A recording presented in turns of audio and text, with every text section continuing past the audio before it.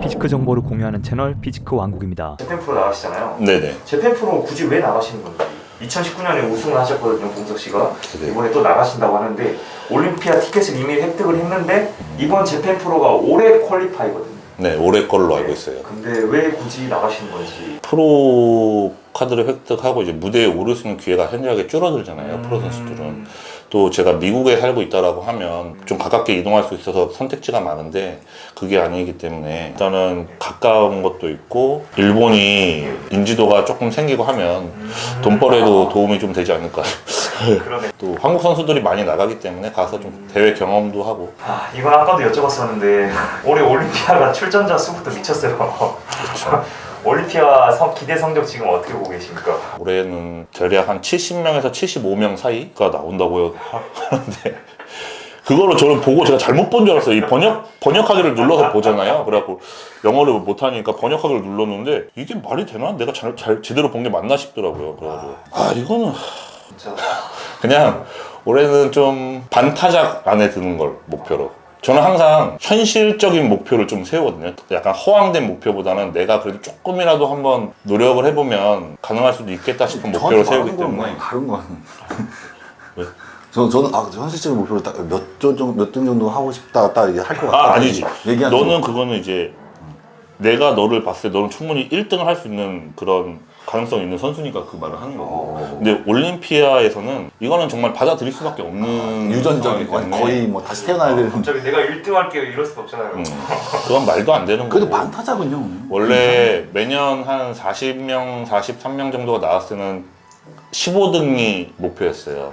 만약에라도 작년에 제가 15등을 했다라고 하면 저 아마 접었을 겁니다. 현실적으로 솔직하게 말씀드려서. 근데 올해는 일단 그거는 어려운 것 같고 딱 현실적으로 한 35위 딱 반타작 안에 드는 걸 목표로 하고 있습니다. 아, 올해 참 재밌을 것 같은데. 재미는 있을 것 같아요. 왜냐하면 그런 선수들 구경하는 재미가 있는데 한 가지 아쉬운 거는 정말 제레미 부엔디아와 같은 무대에 한 번은 서보고 싶었는데 저는 아직도 제가 제일 좋아하는 선수가 제레미 부엔디아거든요. 그래서 그게 너무 아쉬워요. 올해 나왔으면 좋았을 텐데. 그러니까요. 제레미가 내년에 컴백하는데 내년에 컴백하면 어떻게 될 것 같습니까? 제 생각에는 그래도 만약에 베스트로 예. 정말 베스트로 나온다라고 하면 탑5? 탑5. 네, 탑5. 근데 확실한 건 현재 추세 트렌드는 브랜든 핸드릭슨이라던가 뭐 카이런 홀던, 디오고 같은 이런 약점이 없는 몸이기 때문에 다시 제왕의 자리에 오르기 쉽지 않을 것 같고 진짜 어려울 것 같아요. 그리고 제레미 올림피아에서 가능성 어떻게 보냐 투표를 올렸더니 네. 거기 댓글에 뭐 이런 것들이 많더라고요. 최봉석 선에서 처리 가능하다. 어떻게 처리 가능하다. 저 아닙니다. 제가 하는 거 아니에요. 저 아니에요. 감사합니다. 네, 말씀이라도 감사해요. 제가 열심히 하겠습니다. 알겠습니다.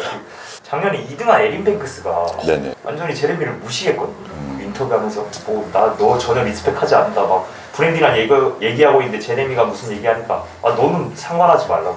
에린 뱅크스, 제레미. 둘 중에? 예. 어렵다. 베스트의 예. 상태로. 현재 트렌드로서는 에런 뱅크스가 더 가능성이 높지 않을까 싶어요. 에런 뱅크스가 아마 1위를 하지 않을까라는 예상을 해보는데 진짜요? 저도 진짜 그 등이 잘못했다고 잘못된 것 같아서 저는 올해 1위를 봅니다. 나는 브랜든 핸드릭슨. 저도 브랜든 핸드릭스인데 진짜 브랜든 핸드릭슨이 약점이 아예 없잖아요. 등이 막 미친 듯이 좋은 건 아니지만 근데 앞과 뒤와 전체적인 밸런스 컨디션이 뭐 하나 빠지는 게 없기 때문에 이제 시합 관련된 거 몇 개만 좀 빠르게 여쭤보도록 하겠습니다. 천천히 여쭤보셔도 돼요. 예. 올림피아 준비하시는데 방금 말한 문제를 따라잡기 위해서 운동을 주에 몇 세트 정도 하시는지. 저는 일반 분들은 아예 그거 자체를 좀 저는 항상 비슷해요. 그 부족한 점을 보완한다고 해서 운동 시간을 늘리거나 막 그런 것도 없고 운동은 뭐 특별한 사정이나 몸이 막 많이 아프지 않은 이상 주에 7일은 매일 하는 거고 뭐 한 번 할 때 짧게 할 때는 40분 뭐 길게 할 때는 1시간 20분 정도 뭐 세트 수로는 적게 할 때는 한 17세트 18세트 하고 많이 할 때는 한 26세트에서 30세트 정도. 어떻게 하시나요? 저요? 네. 운동. 네. 얼마나 하세요? 대회를 준비하면서 저는 거의 한 달 남았을 때는 네. 강도를 좀 원래 하던 강도의 3분의 2로 줄여가지고 하루 2번씩. 아, 2번씩 하세요? 네, 2번씩 강도를 줄여서 유산소는 뭐 두세 번 정도 하는 것 같아요. 40분씩. 제 몸 상태를 보면 좀 그렇게 해야 될 것 같아서. 또 무리가 온다고는 하지만 안 하면 더 안 나오는 거니까 몸이. 그러면 키가 정확히 어떻게 되시죠? 188? 188에 시합 체중은 아마 95kg 정도로 맞출 것 같다고 하십니다. 동석 씨는 제가 첫 올림피아 때는 98kg, 두 번째 올림피아 때는 95, 6kg, 또 아놀드 때는 94kg. 계속 체중이 내려갔어요. 근데 저한테 맞는 체중이 한 94kg 정도가 모든 걸 챙길 수 있는 체중이라고 생각이 돼서 체중이 오히려 계속 떨어졌는데, 올해도 아마 한 94kg 정도의 사이즈하고 컨디셔닝을 좀 적당하게 둘 다 잡을 수 있는 정도 조절을 할 것 같습니다. 더 빠지면 더 빼는 거고요. 어느 정도 드시나요? 간단하게 그냥 밥 식사 양으로 한 1.2kg 정도. 단백질 같은 경우에는 현재 한 하루에 800g 정도 먹고 있는 것 같아요. 닭가슴살로 먹던 소고기로 먹던 다 고기 똑같이 먹고 네, 800g. 육류 갖다가 지방은 따로 안 드세요? 지방, 예. 아몬드. 아몬드? 네, 그 다음에 와이프가 기분 좋아서 아보카도 좀 아보카도 넣고, 와이프가 좀 장 좀 봐온 날은 아보카도 좀 럭셔리하게 좀 그렇군요. 깔아주고. 예. 정현 씨는 어떻게 드시나요? 저는 거의, 의외로 굉장히 칼 같아요, 저는. 거의 뭐 고구마로만 하고, 네. 고구마 같은 경우에는 한 조리 전에요? 네, 조리 전에 800g에서 한 200g 이렇게 왔다 갔다 800에서 200이요? 예, 200 아 진짜요?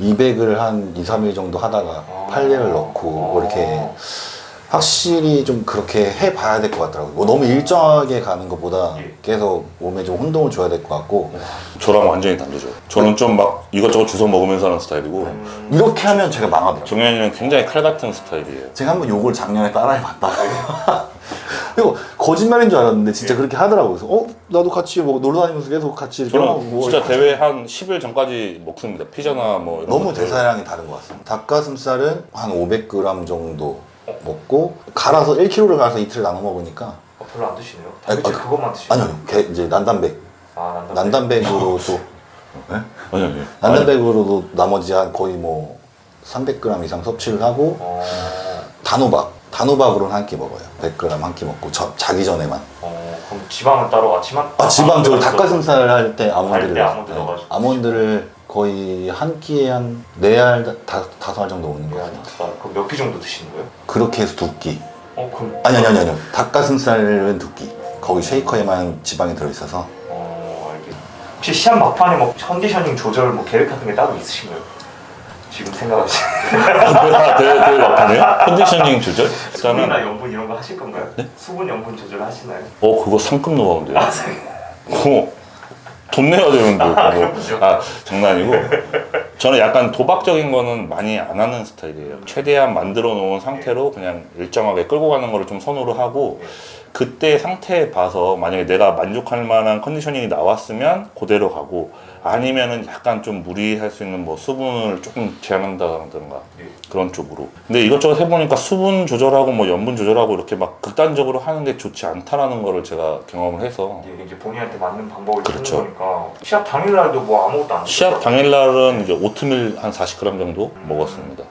그리고 한 공복 상태를 굉장히 오래 유지하고 무대에 올라갔습니다. 아놀드 때. 이번에 그럼 이것저것 시도를 해보신다고 하셨는데 네. 시합 전에 시도해보고 싶으신 게 있으신가요? 아마 더 극단적으로, 그러니까 많이 다른 거 반대로 더 완전히 빼고. 그러니까 제가 내가 빠지는구나 생각하면 이게 누워 있다가 일어나는 게 아니라 앉아 있다만 일어나도 이제 빠지는구나, 이게 앞이 안 보여요. 그래서 이제 좀 빠지겠다 하는데 더 극단적으로 좀 가가지고, 가장 잘 빠졌을 때가 그냥 운전하다가 차 문 닫고 딱 그냥 일어나면 핑 돌려.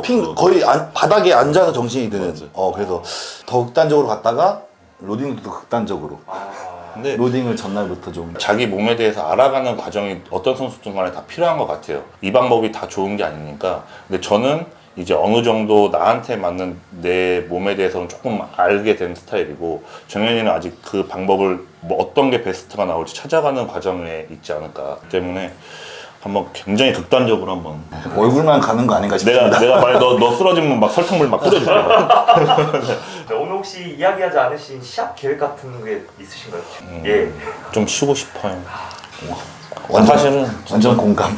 그냥 이게 갈수록 조금 힘들더라고요. 사실은 몸이 힘든 것보다 놓치는 것들에 대한 아깝다고 생각이 들고, 내가 지금 과연 이걸 계속 하고 있는 게 맞나라는 현실적인 생각도 많이 요즘에 많이 하거든요. 제가 애들도 계속 커가고 있고 그렇기 때문에 내년에 대한 대회는 왠지 안 나가실 것 같아요? 그거는 모르겠습니다. 근데 생각이 굉장히 많은 시기인 것 같아요. 만약에 시합을 안 나간다면 그럼 앞으로 하고 싶은 게 있으실까요? 그것도 아직은 생각해 본 적이 없고 그냥 놀고 싶어요. 돈만 많으면 놀고 싶은데 돈이 없어서.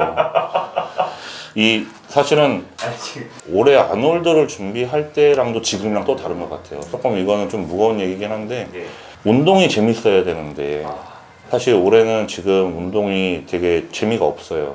전에는 다이어트 할 때 몸은 힘들더라도 막상 운동을 딱 시작하면 약간 파이팅도 있고 되게 재미있고 했는데 지금은 재미도 없고 약간의 책임감으로 하고 있지 않나라는, 내가 이거를 남한테 등 떠밀려서 하는 것도 아니고 내가 좋아서 하는 건데 내가 이런 기분으로 계속 이거를 할 수 있을까라는 생각을 좀 많이 하게 돼요. 그러고 발전도 너무 더딘 것 같고 애기들 커가는 거 보면은 놓치는 게 너무 많은 것 같기도 하고, 전에 뭐 한 140, 150 들던 것도 요즘에는 한 120 뭐 이렇게 들어도 힘든 것 같고, 한쪽으로는 그래도 내가 운동을 전부 다 잘해줘서 더 자극이 잘 오기 때문에 못할 수도 있겠다 싶은 자위도 하지만 쉽지 않은 것 같습니다. 정현이는 아직 40까지는 한다니까요. 근데 저도 이렇게 좀 올해 한 2, 3월부터 계속 이제 좀 준비를 계속 했었으니까.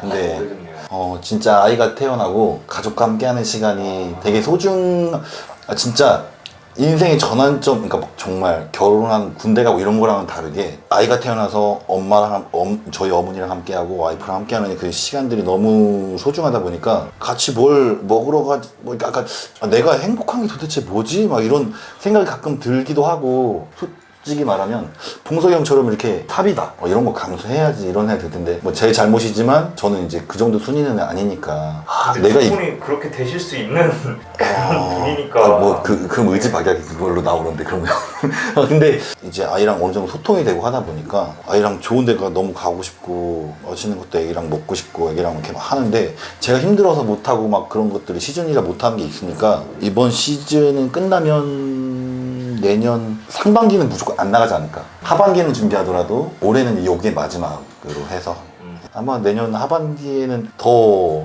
발전한 모습으로 나가지 않을까. 열심히 하겠습니다. 그러면 오늘 좀 긴 시간 인터뷰를 해주셨는데 두 분 같이 인터뷰를 해주셨으니까 마지막으로 최봉석에게 조정현이랑 그냥 뭐 서로 필요할 때 연락하는 사이죠 뭐. 서로 뭐 필요할 때. 정현 씨는 어떻습니까? 저도 그렇고 약간 형도 그렇고 성향이 비슷해서 이제 나이가 먹으면 먹을수록 계속 느끼는 게 사람과 결이 좀 중요한 것 같더라고요. 근데 약간 비슷한 성향들이 있어서 그냥 심심하면 야 뭐하냐? 같이 운동이나 하자. 약간 결론은 뭐냐고 그러잖아요. 결론은 그냥 서로 필요할 때 그냥 필요로 의한 관계. 언제 뒤통수 후릴 수도 있는 그런 관계죠. 하나 형 동생 관계. 마지막으로 그러면 올림피아 진짜 뭐 영상 같은 거 올리면은 최봉석이 오면 끝나는 거 아니야? 이런 거 되게 많더라고요. 저 아니에요. 네네. 이렇게 많은 분들이 응원해주고 계신데 마지막으로 한마디 한번 부탁드리겠습니다. 그래도 어디라도 조금이라도 발전된 모습 보여드릴 수 있도록 좀 노력 많이 해서 일단 재팬 프로하고 올림피아 잘 준비하겠습니다. 제가 또 피지컬님 채널에 아마 시즌 전에 또 나올 거니까 또 인사드리겠습니다. 그래도 매년 이렇게 매 대회마다 작년 첫 프로쇼였는데 조금씩 미세하게나마 그래도 좀 전진하고 있는 것 같아서 전 무대보다는 계속 좋아지고 있으니까 기대해 주십시오. 네. 감사합니다. 저 인터뷰 감사합니다. 살짝 들어옵니까 저? 예, 감사합니다. 파이팅! 파이팅! 파이팅! 예, 고생 많으셨습니다. 고생하셨습니다.